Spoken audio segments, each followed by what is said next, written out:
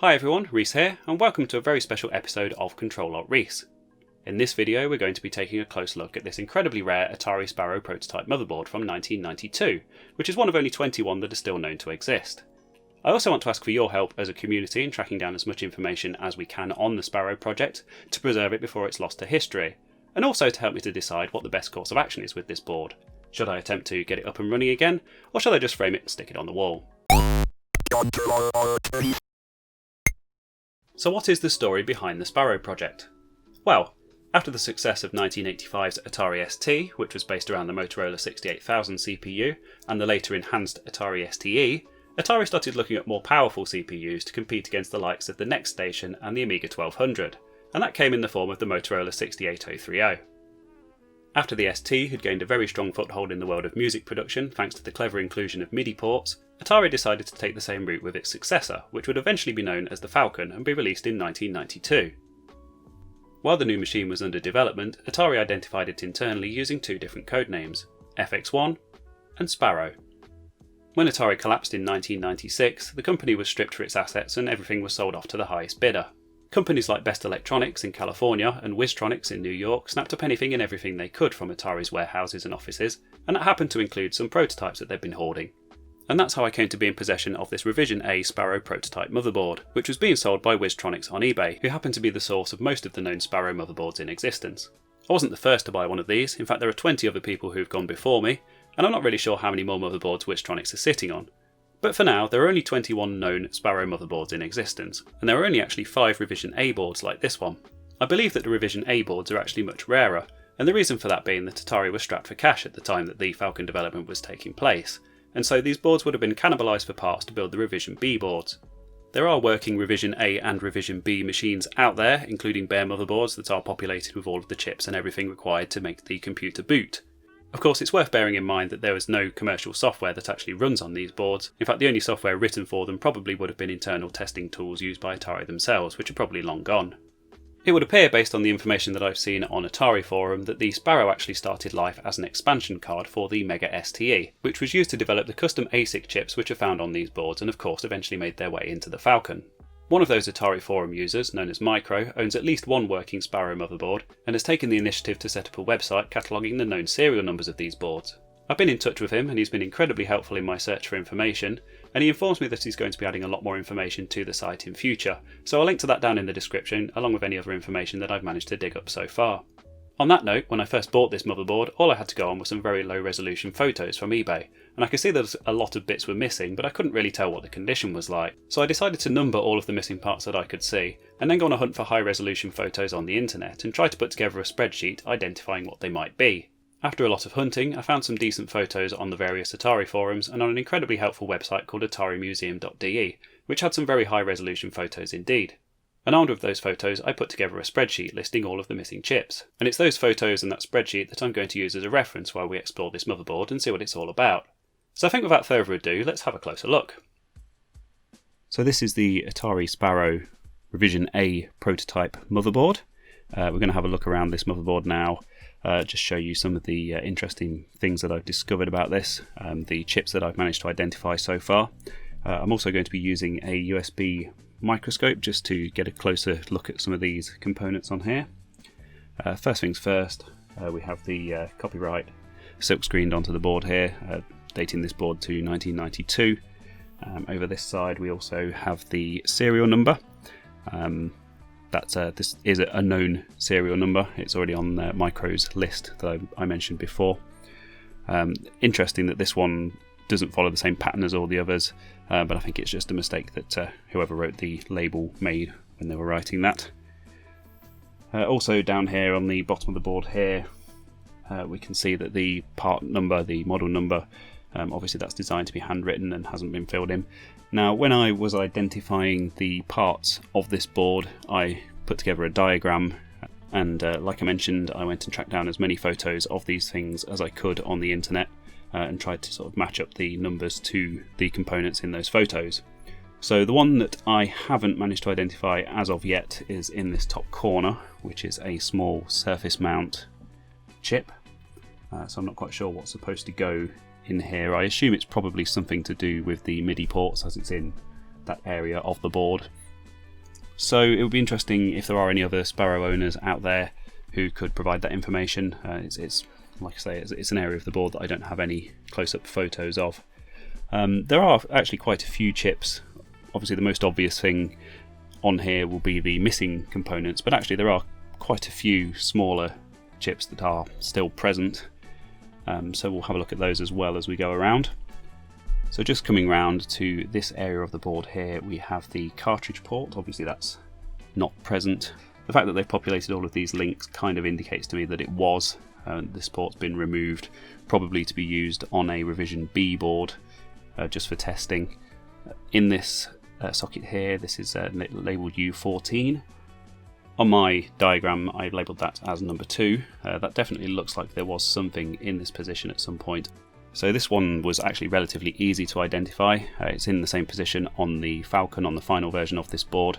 It's a Motorola MC68901FN, which is a multi-purpose I/O controller chip. It's more than likely for the cartridge port. There's quite a lot of traces going in that direction.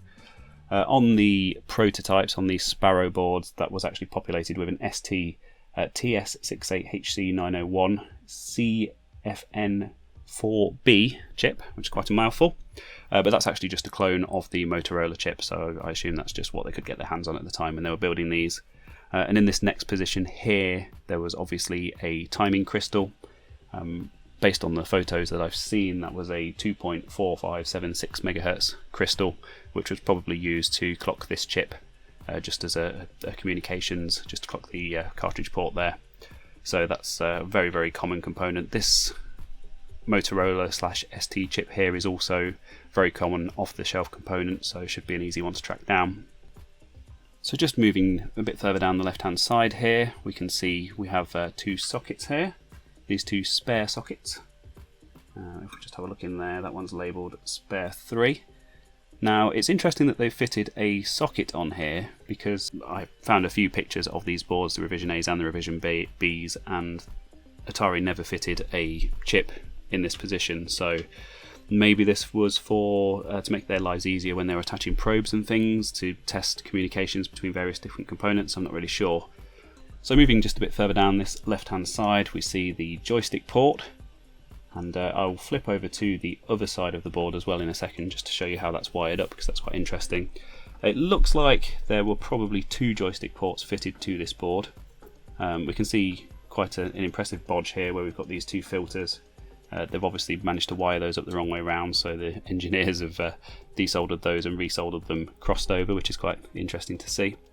Quite a few missing capacitors here as well on this joystick port, and the reason for those, if I just flip the board over,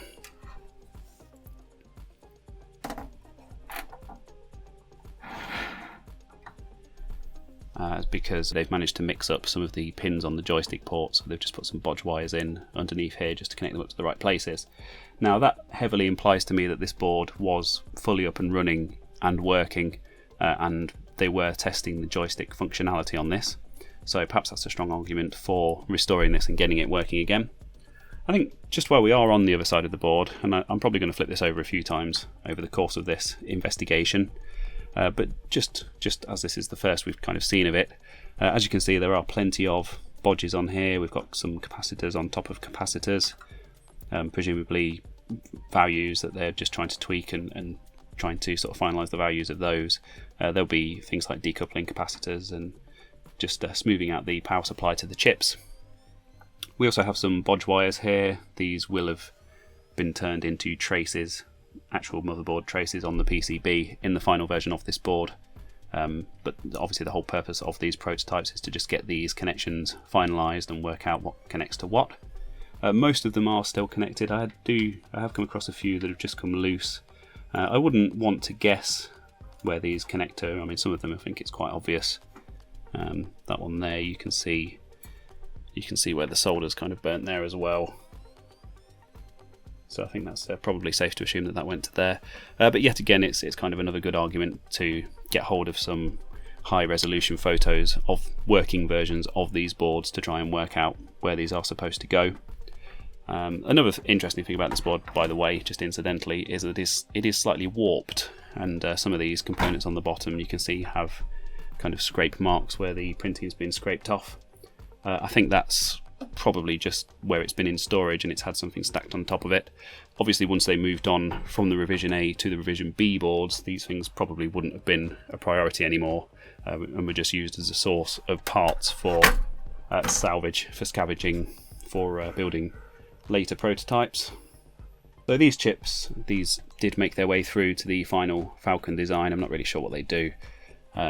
Also, this is potentially quite interesting. These are actually just jumpers rather than chip sockets, but I assume this was just the easiest way for them to make them reconfigurable. Obviously Atari were at the stage where they were kind of debugging some of these connections down here. So based on the numbering of my diagram, we'll go back up to the top again, and we'll just sort of investigate this area where these ports are. So we have 2 ports missing here. This is the network port. These are the 9-pin serial and parallel, 25-pin parallel printer port. Looking at it, I think it's pretty obvious to see that these were fitted at one point and they've been scavenged, like I said before, probably for a revision B board. There's quite an interesting chip in this area actually, which I'll just get a close-up shot of. Now, as you can see, it's partially lifted out of its socket, but none of the traces or pads have been damaged. And this is a theme that we're going to come across quite a few times as we have a look at this board. And I think what's happened is when the Atari engineers needed to salvage the chips and the ports and various other parts from this board, is they've just chucked it into a reflow oven and just plucked off the parts that they needed. And obviously this chip wasn't needed, but must have been dislodged in the process, and it's ended up kind of half hanging out of its socket but still firmly soldered into place, which is quite interesting. I think perhaps another piece of evidence for this theory would be these capacitors around here. These have some heat damage to them. You can see that the outer packaging is all melted on these. Perhaps someone being a bit overzealous with a heat gun, or like I say, maybe it's been overheated in something like a reflow oven. I'm not really sure. I'd be interested to hear your theories on that down in the comments. Also in this area, there's a chip labelled U20. I've labelled that as number 10 on my diagram. I think this is probably just the bog standard TTL 7400 chip, but I can't find any decent close-up pictures of this chip. So if you are familiar with the Sparrow motherboard, it would be very useful to know what this is. So moving down a bit further, we get to U87 and U29 just here. U29 is quite an easy one. That's a Dallas real-time clock chip. That is something that did make it through to the final Falcon design. It was moved to sort of this area of the board down here. These are very problematic. They have a battery built into them, and the battery eventually dies, and there are modern solutions to fit an external 2032 battery, or you can even, I think, cut them open and hardwire an external battery into them. For authenticity's sake, if I did go down the route of rebuilding this motherboard, I'd probably want to fit an actual proper Dallas module. While we're in this area, we have these 2 sockets here, labelled U32 and U87. These, well, I say sockets, these are obviously pads for SMD ICs. On my homemade diagram, they're labelled number 8 and number 12. So number 8, in position U87 here, this is a Zilog serial communications controller. The part number is Z85C3010VSC. That's a very common off-the-shelf part, so that would be easy enough to get on eBay for a couple of pounds. And this chip labelled U32, which is position 12 on my diagram, is a Yamaha Y3439 chip, and that is actually a sound chip, and it's the surface mount version of the YM2149, which was used in the Atari ST. And that is a chip that did make it through to the final Falcon design, as per the Zilog serial communications controller and the Dallas real-time clock. So one theme that is obviously starting to emerge with this motherboard is that the vast majority of the chips that we're coming across were finalised and did make it through to the final design. So perhaps that's an argument in favour of rebuilding it, because they should be relatively easy to track down. In fact, I have actually sourced some of these chips, and the pretty much all of them are available from Best Electronics in California, and should be not all that expensive to get hold of and to rebuild. Or if there are any spares or repair boards out there that we could get these from, perhaps that's an option that could be investigated as well. So moving along, we have this chip in position 59 here. This is just a 7400 series TTL logic chip. I'm not sure what the purpose of that is. It's interesting that the socket is obviously far too big for the chip and that they've put a resistor across here. Yet again, I think this is just a prototype thing, just a way of routing signals to different places. There are also a few jumpers on this motherboard. Some of these made it through to the final Falcon design. I haven't yet investigated the purpose of these, so I'd be interested to learn about those. Just coming down a bit, this is the 68030 expansion connector for the CPU. Next to that is a standard Atari Falcon power connector, so the power supply should be relatively easy to sort out. No problems there. Down in this area of the board we have this interesting collection of components. I'm not really sure what's going on here, obviously lots of bodging.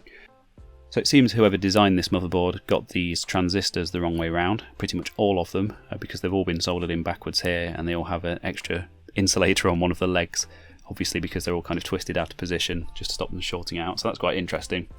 They're between the 68030 expansion connector up here and the actual 68030 socket, so maybe they're related to that.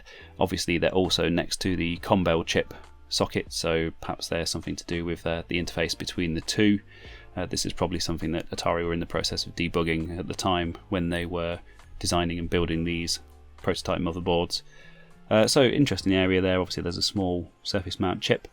It's good to see that this is all still intact. I assume these jumpers are original. As you can see, quite a few bent bits here as well where the board's had stuff stacked on top of it over the years. And just to the left of this area there are 4 sockets. These are for the GAL chips, GAL chips. GAL chips are quite interesting in that they're programmable logic chips, so they're a bit like EEPROMs, but rather than holding data they're actually logic, so AND gates, NAND gates, that kind of thing. I'm working on the assumption that these were finalised by this point and that the Falcon chips should just drop straight into these sockets and just work. I have a list on my spreadsheet. I did manage to find a reasonably high quality photo from Atari forum which actually showed which of these chips were which. And next to those we have the 68030 CPU socket. So that's a relatively easy and common chip to get hold of. It should just drop straight in there. There are 2 different versions. There's one that's, I'm not sure the pin count on those, but there's a smaller version and a larger version. This is the smaller version. It would be good to get hold of a nice ceramic chip to go into this socket, just because it would look the part, and that's what they used originally. There is a 68000 socket just here as well. I've never seen this socket populated on any of the pictures that I can see. I'm not sure if it's something that Atari were going to fit to provide backwards compatibility with the ST machines. And in that vein there's also a socket for the 68882, which is the FPU I think for the 68000 series CPUs. Again, this was an optional extra in the Mega STE machines, and I've never seen it populated in any of these Sparrow motherboards that I've come across, so I'm working on the assumption that I wouldn't need to track down chips for either of these sockets if I did go down the route of rebuilding this. Also in this area of the board we have the 2 TOS ROMs. These machines ran TOS 2.07, which was a slightly enhanced and improved version of the Mega STE's TOS, which was 2.06. The final Falcon machines ran TOS 4.04 I think, or 4.0. I think maybe there are earlier machines that run 4.02, but 4.04 was the final Falcon TOS. Someone has imaged these, so if I do have an EEPROM burner, if I find the right size EEPROMs, which I think are relatively common, I could burn the image to those and we could have it booting TOS 2.07, obviously provided we have all of the other chips required to make that possible. And just while we're down here, we have these jumpers. These are to do with wait states, I think.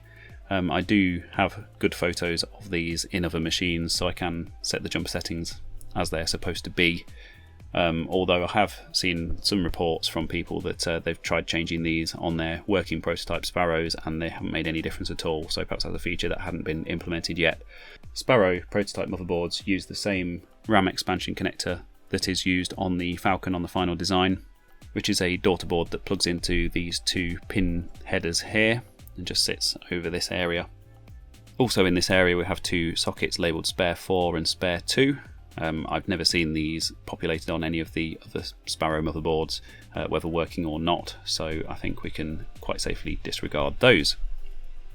So we got ahead of ourselves a bit there, but just moving back up to the top, or the rear of the motherboard. This is obviously where the ports are, so this is the rear of the case in the machine. Obviously there's the RF modulator just here. It's quite a nice small compact unit.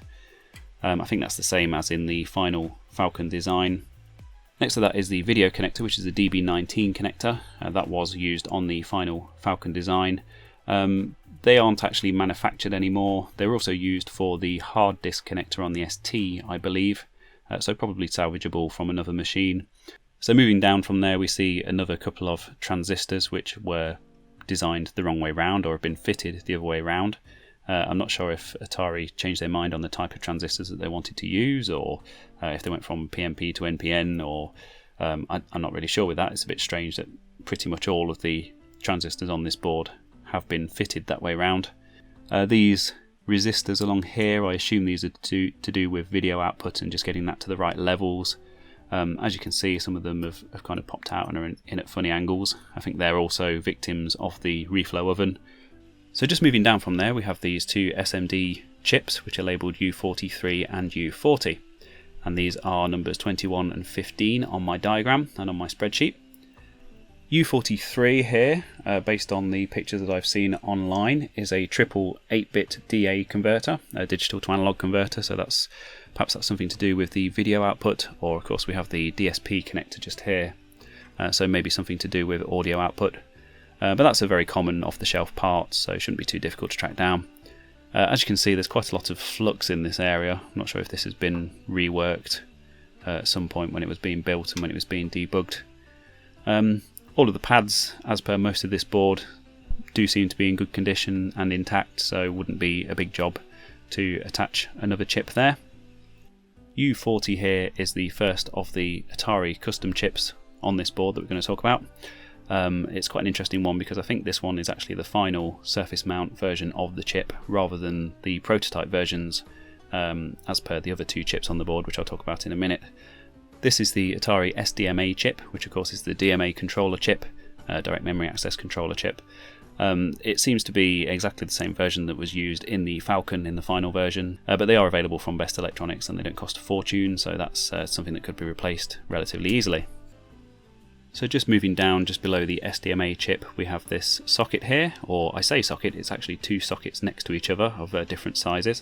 And it's one of my favourite things on the board because it's obviously where they didn't have the correct size socket in stock when they assembled this thing, so they've just cobbled two together. This is the fifth of the 5 GAL chips. I think this one is to do with memory control, but I will put the information up online as I mentioned before. This was actually moved slightly on the Falcon motherboard design, on the final design, over to this side, but it seems to be exactly the same chip. So there are two custom chips here which I think may present a problem if I was to go down the route of rebuilding this board, and at the point that these Revision A Sparrows were manufactured, and I think the Revision Bs as well actually, these were socketed chips, and these are the Combel chip here, which is kind of a general I/O controller chip that talks to the I/O and the CPU and the RAM and all that kind of stuff. It kind of ties all of that together. Kind of like a Northbridge in a modern PC, I guess.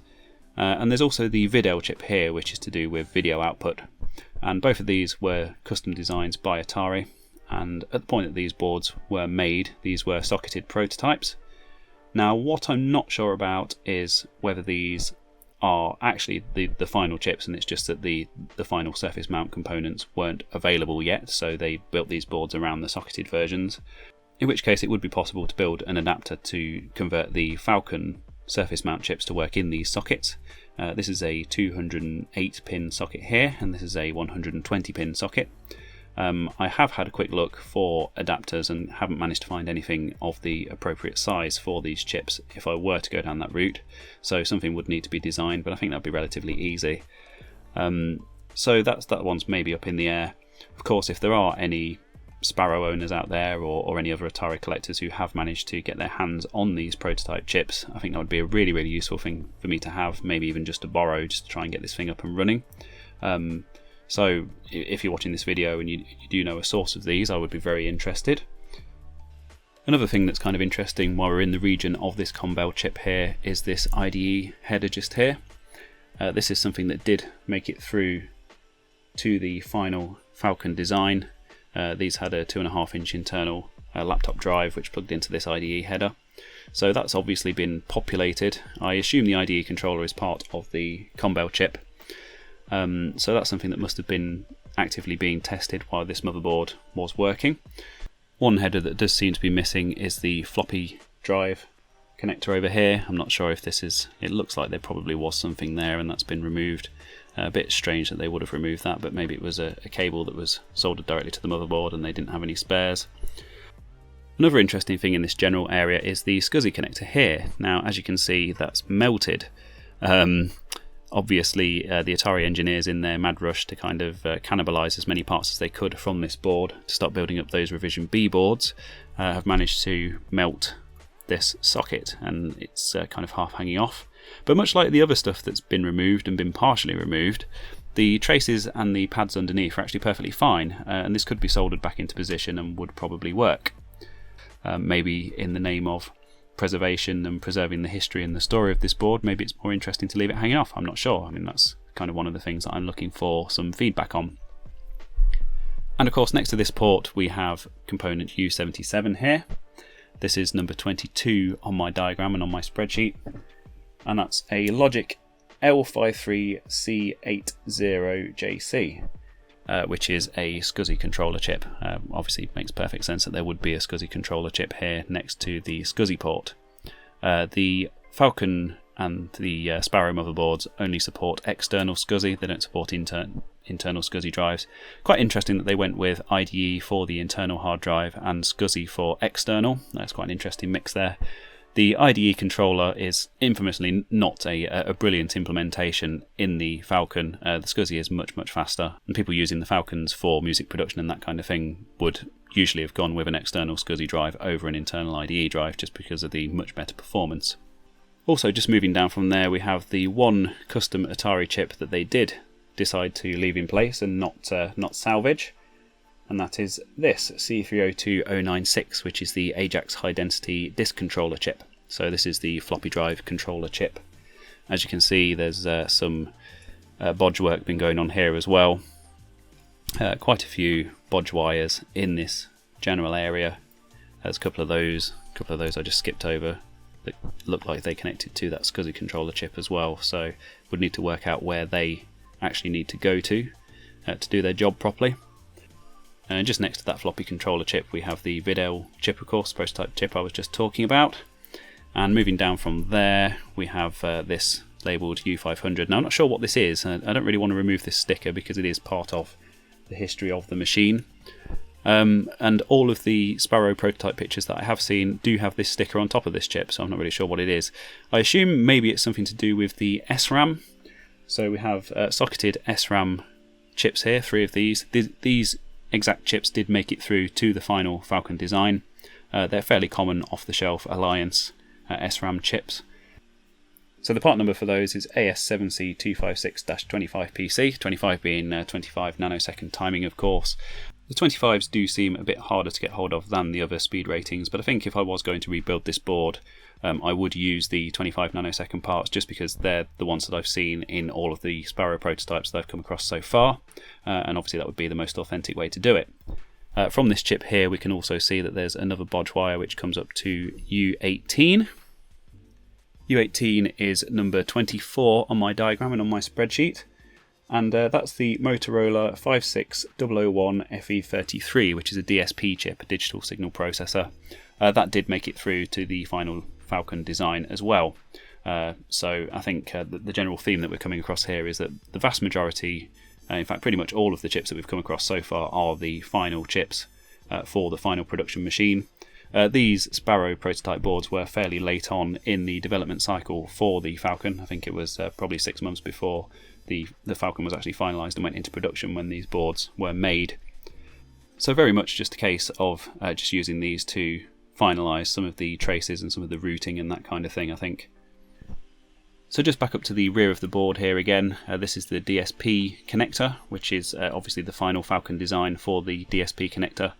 The fact that this is all wired up kind of implies that they were testing this on this actual board. We have the audio in and audio out connectors here. Obviously one's present and one's missing. I'm not quite sure what the part number is for this and how I would go about tracking another one down, but I assume that's a fairly common off-the-shelf connector that I could probably find. As per the rest of the board, there's some quite interesting bodge work around this area. A resistor there that's kind of been patched in and has some insulation on there just to stop it shorting out. Now the thing that I wanted to leave until last, because I think it's one of the most interesting things on here, and I think it's also something that's going to be impossible to track down.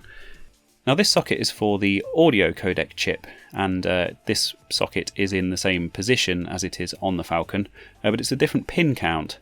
And the final audio codec chip on the Falcon was a Cirrus Logic CS4216-KL.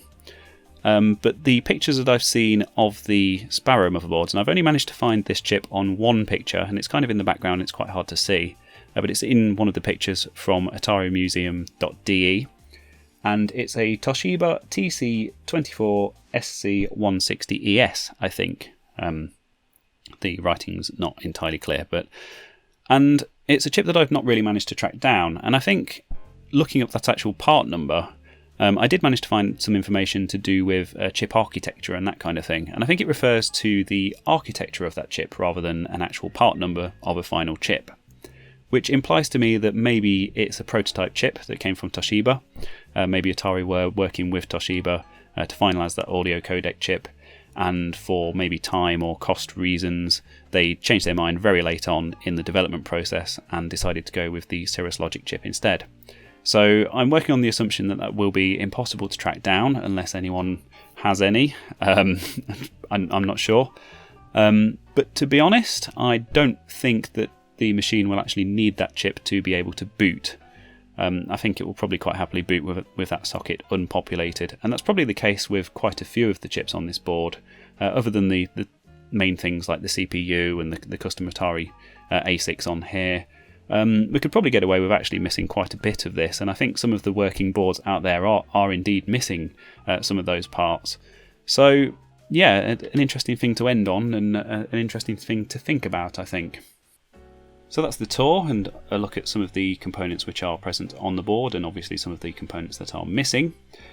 Just as a higher level overview, just another couple of interesting things to note about this Sparrow motherboard. The keyboard connector here looks the same as the Atari ST keyboard connector. I know that Atari actually started producing cases and keyboards for these machines. The Sparrow keyboard I think has a different font and slightly different colour print on the keycaps, and the Best Electronics actually came to be in possession of some of those and are now sold out of them. So there are keyboards out in the wild that will plug into this and will work with it, but to be honest I think the ST keyboard will probably work with it as well. This area here is where a cooling fan went in the Falcon. This is an off-the-shelf component. There's just like a metal shroud and a standard fan that go in here. This doesn't look like it was ever populated, and to be honest it makes sense that they would never have bothered to populate that for testing purposes, because it probably wasn't in a case. All of these Revision A boards are loose. There are only Revision B boards in cases, if that makes sense. So that probably is some indication of the timing of kind of the development process and where they were with that at the time. So yet another aspect of this prototype Sparrow motherboard, and an interesting part of its story and its history, and definitely something that I'd be interested in learning a bit more about. So now we're all intimately familiar with the condition of this board and the parts that would be needed to rebuild it. I'd love to know what you think. I said at the beginning of this video that I want this to be a community effort. Do you think it would be a massive waste of time and money to try to rebuild this thing and get it back to working order? Or maybe do you think there's a chance that it could be rebuilt? Also, the historical perspective, is this an important piece of history with a story to tell in its current condition? Or would that story be better told with it fully rebuilt? I'm on the fence, to be honest. As a tinkerer, I think I would probably rather get it up and running again, but that's purely for selfish reasons of wanting to go through with the soldering and the debugging and everything else. But if there's a strong feeling against that, I'll quite happily just stick it in a box frame and have it on the background as part of my set. That's perfectly fine as well. I've also tracked down a lot of information about this already, like I've already said, so I will link to that down in the description just so it's out there and documented. I'd also like to put together some more information on my website, I think, and also make that available to Micro to put on his website, just so it's preserved and there's as much information out there as possible about this project, because I would hate for it to get lost to history. If you enjoyed this video and found it educational and or entertaining, please do give it a thumbs up. It helps me to increase the visibility of my videos and helps me to grow my channel in the future. Of course, if you're not subscribed already and you'd like to keep up to date on this project and my other projects, please hit that subscribe button and hopefully YouTube will keep you informed. Finally, I'd just like to thank you very much as always for joining me, and I hope to see you again soon.